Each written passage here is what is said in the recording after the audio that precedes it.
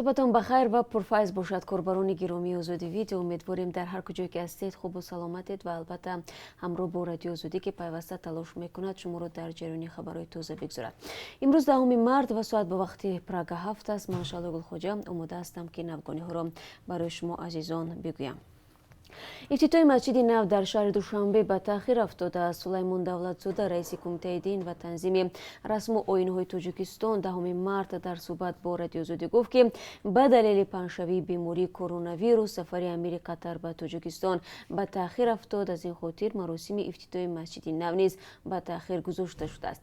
ساختمان مسجد بزرگترین دوشنبه سال 2009 شروع شده بود. این مسجد در میدان 12 هکتار زمین جایگیر است و برای نمازگزاری تا 150,000 نفر در یک وقت پیش بینی شده است. سرمایه‌گذاری اساسی تر قطر است و با اطلاع رسمی 70 میلیون دلار جدا کرده است. تاجیکستان برای بنیاد این مسجد 30 میلیون دلار صرف کرده است.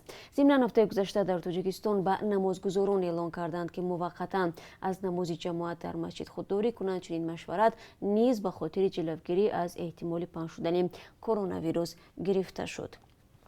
یک زن 29 ساله تاجیک که با 3 فرزندش در زندان در افغانستان نگاه داشته می شود از مقامات تاجیکستان خواسته است که او را به زادگاهش برگردانند. نامه با چنین درخواست از اولیما کمال ساکن شهر وحدت را کمیته بین‌المللی صلیب سرخ چند پیش به برادرش سلیمان کمالوف رسانده است. سلیمان کمالوف به رادیو آزادی گفت که نسخه الکترونیکی نامه را آخر ماه فوریه به او فرستادند. به گفته کمالوف خواهرش سال 2015 با شوهرش پرویز به شهر یکاترینبورگ روسیه رفته است و بعد از مدت دیگر هیچ خبری از او نداشتند. اولیما کمال به گفته برادرش از سوریه به افغانستان برگشته است ولی او نمیداند که چگونه خواهرش خود را از خاورمیانه به افغانستان همسایه با تاجیکستان رسانده است.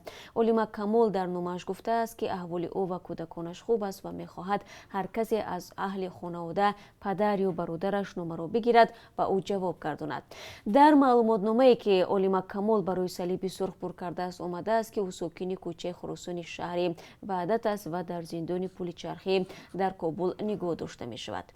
سلیمان کمالوف به رادیو آزادی گفت که بعد از گرفتن نامه خویشاوندانش به مقامات انتظامی مراجعت کردند تا در برگردانیدن خواهرش مساعدت کنند. باید گفت که در 2 سال گذشته مقامات چند زن تاجیک را با کودکانشان از افغانستان به تاجیکستان برگرداندند.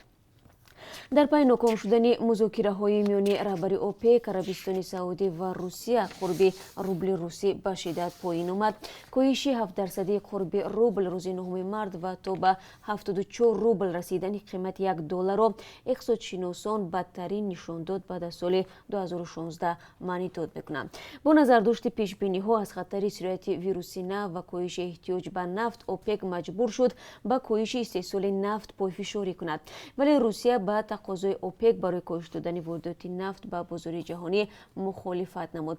در پی بحث با روسیه، عربستان سعودی جنگ نرخ را شروع کرد و ارزش نفت را برای کشورهای آسیا از 4 تا $6 و برای امریکا تا $7 پایین آورد. تغییرات در بازار جهانی بخصوص روسیه به قرب روبل روسی در تاجیکستان هم اثر گذاشت. در سامانه بانک ملی قرب سامانی نسبت به روبل 141 سامانی نشان داده شده است، اما برخی از بانک‌های تجارتی اکنون قرب روبل روسی را برای امروز از این هم پایین‌تر یعنی 132 و 133 سامانی نشان میدهند. پایین رفتن قرب روبل میتواند به جیب مهاجرین تاجیک در روسیه نیز ضربه بزند.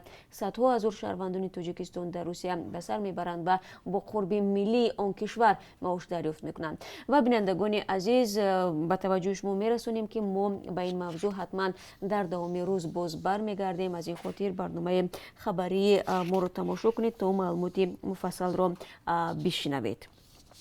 ایتالیا محدودیت سفر را که در شمال کشور جاری کرده بود اکنون در سراسر این مملکت راه اندازی نمود. هدف از این اقدام جلوگیری از تفشی سرایت کرونا ویروس نو است که با نام بیماری کووید 19 شناخته می شود. بر پایه گزارش خبرگزاری اسوسییتد پرس، وزیر ایتالیا جوزپه کونته شام 9 مارد فرمانی را امضا کرد که بر پایه آن مردم باید نیاز به کار و حفظ بهداشت را نشان داده بدون ضرورت از منطقه زیستشان بیرون نشوند. او همچنین جمعیت‌های مردمی و بازی‌های فوتبال در لیگ اولی محلی این کشور را برای جلوگیری از توسعه بیماری متوقف نمود. تا امروز در این کشور 463 نفر از شرایط کرونا ویروس بلاکت رسیده، بیش از 9000 نفر گرفتار این بیماری هستند. به وجه عموم بیماری کووید 19 که بار اول آخر سال گذشته در چین تشخیص شده است، در کمش 106 کشور دامن پهن کرده بیش از 4000 نفر را به هلاکت رسانده است. طبق امور رسمی تا کنون در جهان زیاده از 113000 نفر گرفتار این ویروس می باشند. کاتب دولتی آمریکا مایک پامپئو در واشنگتن گفت آمریکا جانبدار افغانستانی واحد و صاحب استقلال بوده به هر گونه عملهایی که باعث تأسیس حکومت پارالل می شود مخالف است. او روز 9 مارت پرزیدنت افغانستان و رقیب او در انتخابات مراسم سوگند یادکنی دایر نمودند. مایک پامپئو همچنین حمله تروریستی در کابل را که مسئولیت آن را گروه دهشت‌افکن دولت اسلامی برداشت گرفته است محکوم نمود. هنگام برگزاری مراسم سوگند یادکنی پرزیدنت اشرف غنی در نزدیکی قصر رئیس جمهوری افغانستان 4 موشک منفجر شدند. دیروز اشرف غنی بار دوم سوگند پرزیدنتی را یاد کرد. دادگاه در شهر مسکو مهلت حبس کرامت‌الله جبارов شهروند تاجیکستان و شرکت کننده در صحنه شوخی آمیز کرونا ویروس در متروی مسکو را تا 8 می تمدید نمود. دوم یک ماه اخیر برای بار دوم است که مهلت بازداشت این شهروند تاجیکستان دراز کرده می شود. بازپرسی به این دلیل خواستار تمدید بازداشت شد که متهم در مسکو ثبت نام نشده است و احتمال دارد آن را از نهادهای انتظامی پنهان کرده است. جابیرو گفته است که تحقیقات در نسبت وی دوام یک ماه انجام نشد و بنابراین هدف از نگهداری او در بازداشتگاه مشخص نیست.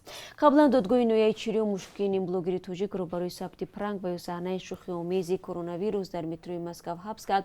این شهروند تاجیکستان اون زمان تنها به افباشی متهم شده بود. او را روز 8 فوریه دستگیر کردند. جبارов قبلا در دادگاه اتهام افباشی را نپذیرفته خود را بیگناه شمرده بود.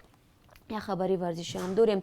موزنهای تاجیک بهادر عثمانوف، شباز نعمت‌اللهی و سمیه قاسم و که در دور چهارک نهایی مسابقه انتخابی المپی آسیا اقیانوس اوید به بوکس در شهر عمان اردن شکست خوردند، باریزه را برای رخصت به بازی المپی سال 2020 در توکیو در دور تسلط بخش ادامه میدهند. در مسابقه انتخابی آسیا اقیانوس اوید به بوکس برای دریافت رخصت‌ها که از روی 13 درجه وزن صورت گرفته است، بیش از 250 ورزشگر از 40 کشور برای 63 رخصت تا روز 11 مارت تلاش می‌ورزند. و بینندگان عزیز، چون همیشه حالا از قرب اسعار خارجی برای امروز معلومات میدیم و از جمله از قرب روبل روسی برای شما میگم که از طرف بانک ملی این گونه معین شده است: $1 9 سومانی و 68 درم، 1 یورو 10 سومانی و 95 درم ارزش دارد. برای امروز قرب 1000 روبل روسی 141 سومانی و 30 درم مقرر شده است، یعنی مثل دیروز قرب روبل به تغییر باقی مانده است. یادتون نرود که امروز در این باره ما حتما گزارش خواهیم داشت. تشکر میگم از یک شما دوستان عزیز برای همراهی در این صبح بر وقت و